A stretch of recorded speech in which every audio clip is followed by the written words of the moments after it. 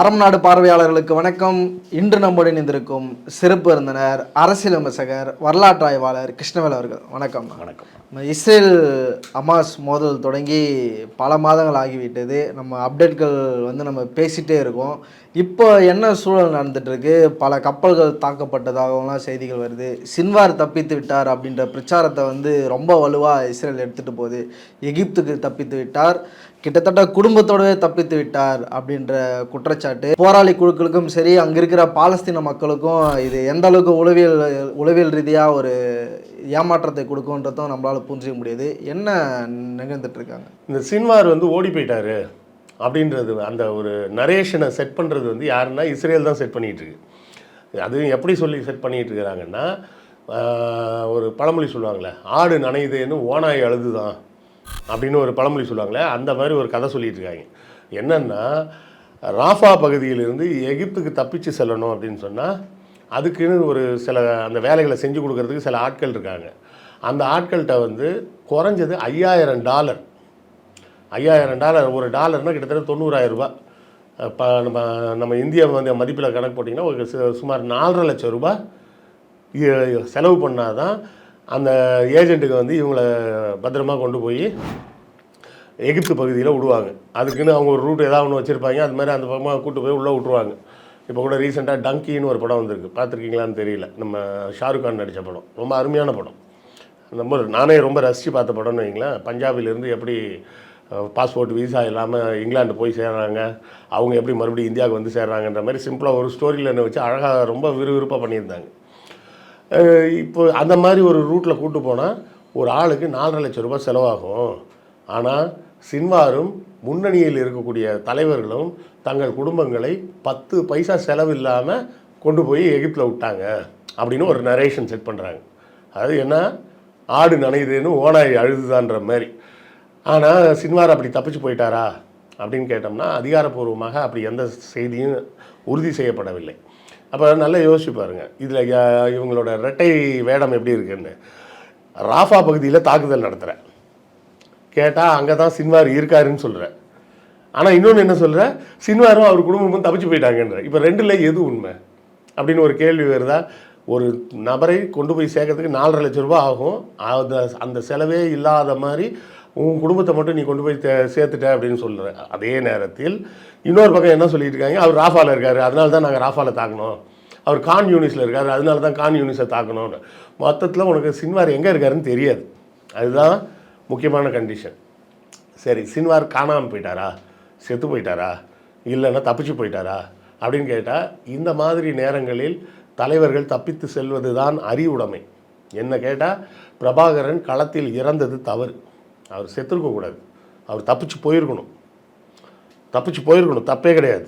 ஏன்னா நேதாஜியே தப்பிச்சு அதாவது இயக்கம் முக்கியமாக தலைமை முக்கியமானா ரெண்டுமே முக்கியம்.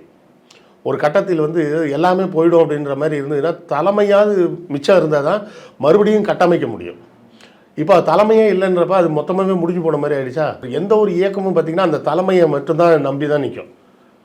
ஒரு தலைவன் இருக்கிறான் மயங்காதே, என்னதான் நடக்கட்டுமே, இருட்டினில் நீதி மலரட்டுமே, தன்னாலே வெளிவரும் தயங்காதே, ஒரு தலைவன் இருக்கிறான் மயங்காதே அப்படின்னு ஒரு பாட்டு கூட இருக்கு. தலைவன் இருந்தால் போதும்.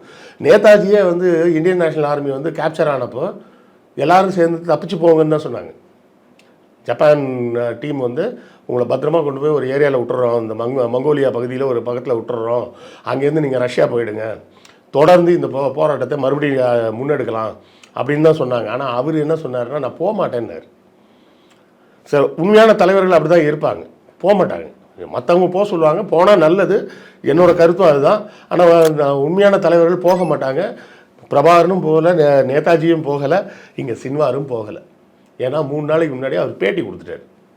இந்த மாதிரி ரொம்ப சப்பையான ஒரு கண்டிஷன்லாம் வாங்கிக்கிட்டு நீங்கள் எப்படி போர் நிறுத்தத்துக்கு ஒத்துக்கிட்டீங்க?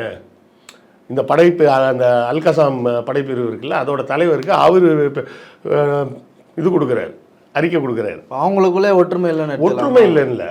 இதை தான் இப்படியும் பார்ப்பாங்க சில பேர். இது ஒற்றுமை இல்லை, இன்மை அப்படின்றது இல்லை. அந்த அல்கசாமோட தலைமையில் இருக்கிறவர் அவர் என்ன சொல்கிறாருன்னா, சரி இன்னும் எவ்வளோ நாளைக்கு தான் இழுக்கிறது, இந்த குறைஞ்சபட்ச கண்டிஷன்ஸ்லையாவது நம்ம சீஸ் ஃபயர் கொண்டு வருவோம், ரொம்பலாம் கண்டிஷன்ஸ் இல்லை. முதல் கண்டிஷன், பாலஸ்தீன மக்கள் வந்து இதை இந்த அக்டோபர் 7க்கு முன்னாடி எங்கெல்லாம் இருந்தாங்களோ, இவர் சொல்கிறது, சின்வார் சொல்கிறது என்ன சொல்லியிருக்காருன்னா 1965 எப்படி இருந்தோ அங்கே அந்த கண்டிஷன் வரணும் அப்படின்றாரு.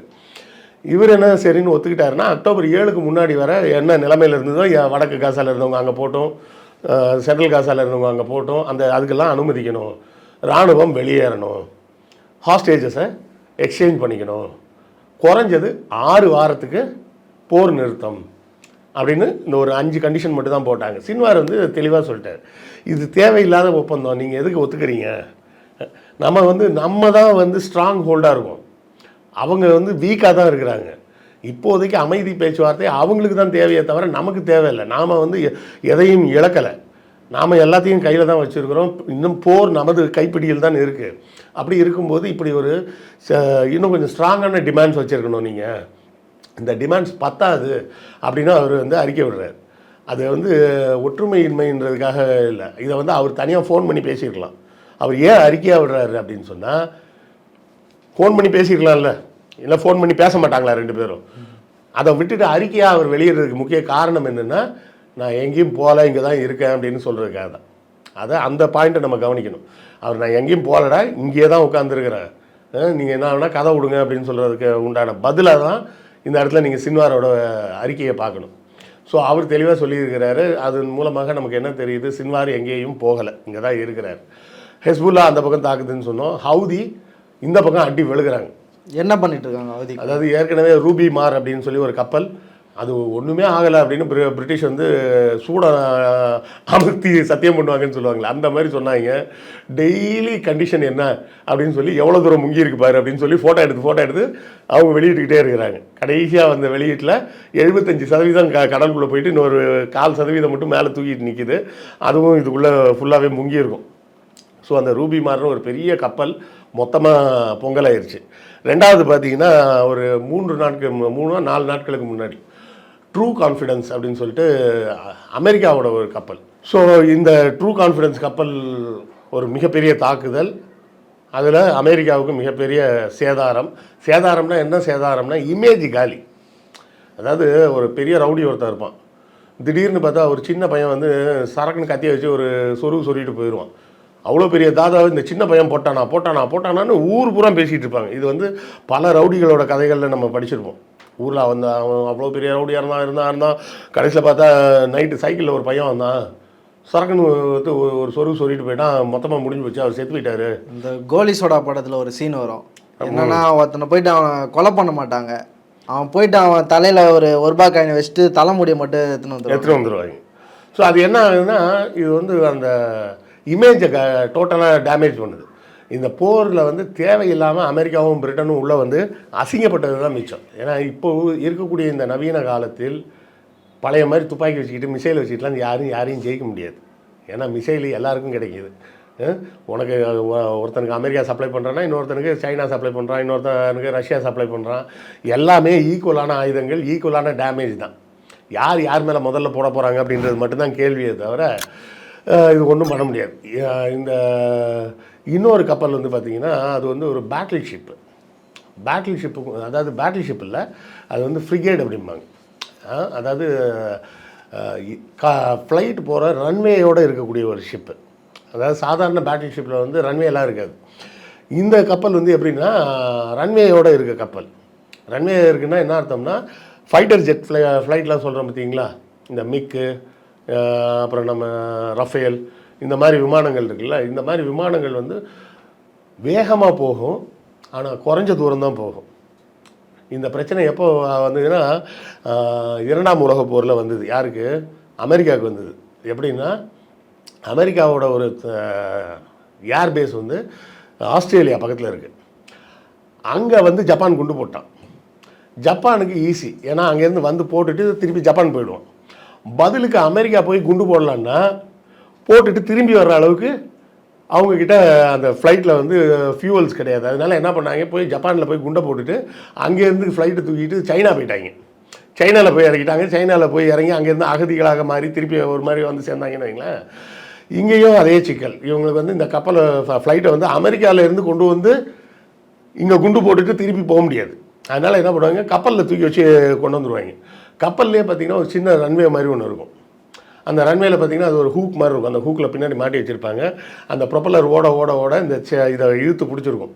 அந்த ஒரு ஸ்பீடு கெயின் ஆன உடனே ரிலீஸ் பண்ணாங்கன்னா மொத்தமாக ஒரு 5 கிலோமீட்டர் தூரம் ஓடி அதுக்கப்புறமா டேக் ஆஃப் ஆக வேண்டிய ஒரு ஃப்ளைட் வந்து ஒரு 500 மீட்டர் டிஸ்டன்ஸ்லேயே டேக் ஆஃப் பண்ணிட முடியும். அந்த மாதிரி அதில் ஒரு செட்டப் இருக்கும். அந்த ஒரு சின்ன ரன்வே இருக்கும், அந்த ரன்வேல போகும். இவங்க என்ன பண்ணியிருக்காங்க, அந்த கப்பல் மேலே ஒரு 50 மிசைலை விட்டாங்க. விட்டு என்ன பண்ணிட்டாங்க, அந்த ரன்வேயை காலி பண்ணிட்டாங்க. இப்போ ரன்வே காலினா என்ன நடக்கும், அந்த கப்பலோட பர்பஸே இல்லாமல் போச்சு. ஏன்னா அந்த கப்பலோட பர்பஸே வந்து ஃப்ளைட்டை அங்கேருந்து ஏவுறதுக்கு தான் வச்சுருக்கிறாங்க. ஃப்ளைட்டை அங்கேருந்து எடுக்க முடியாது, டேக் ஆஃப் பண்ணவே முடியாதுன்ற மாதிரி அந்த இடத்த நாசம் பண்ணியிருக்காங்க. இது அமெரிக்காவுக்கு விழுந்த மிகப்பெரிய ஒரு கரும்புள்ளி. அதாவது என்கிட்ட இந்த ஆயுதம் இருக்குது, அந்த ஆயுதம் இருக்குது, அது இருக்குது, இது இருக்குன்னு எல்லாம் நீ சொல்லி இவ்வளோ நாள் பூச்சாண்டி காமிச்சிய, அது டம்மி. எப்படி அயன் டோம்னா அது ஒன்றும் கிடையாது, அது ஒரு பேரிச்சம்பளத்துக்கு போட வேண்டிய அயன் தான் அது அப்படின்ற மாதிரி அதை பண்ணாங்களோ, அதே மாதிரி உன்னோட கப்பலும் எந்த பிரயோஜனமும் இல்லை அப்படின்ற மாதிரி காமிச்சிட்டாங்க. இந்த 5 மாதங்களில் சுமார் 40க்கும் மேற்பட்ட கப்பல்கள் சேதமாயிருக்கு.